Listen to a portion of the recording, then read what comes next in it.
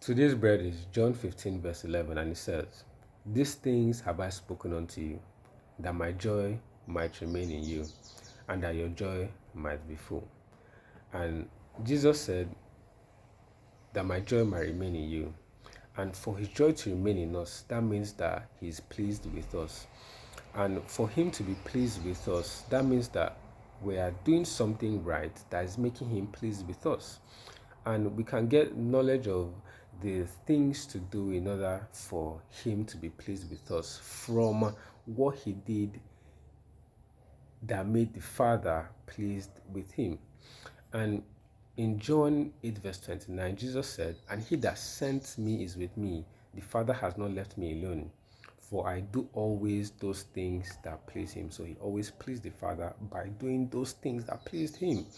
And then John 15, verse 10 tells us, "If ye keep my commandments, ye shall abide in my love, even as I've kept my Father's commandments and abide in his love." So what Jesus did in order to please the Father was to keep the Father's commandments. And that means for us to please him, we have to keep his own commandments. And that's what he's saying here. And then the B part of that stuff says, "And that your joy might be full." And then for our joy to be full, John 16:24 says, "Hitherto have ye asked nothing in my name. Ask and ye shall receive, that your joy may be full." So I'm going to go back a bit. That John 15:10 says, "If you keep my commandments, you please me."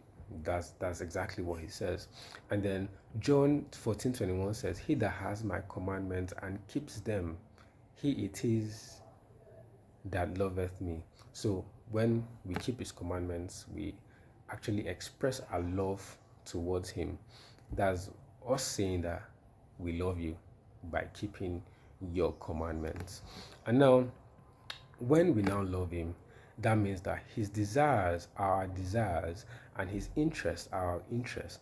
And then when we now ask in his name, as John 16:24 says, when we ask in his name, we're not asking in accordance with his will, what he desires, because they have become our own desires, and his interests because they have become our own interests.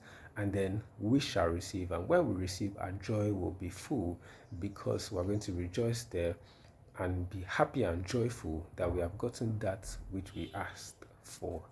And that's what Jesus is saying.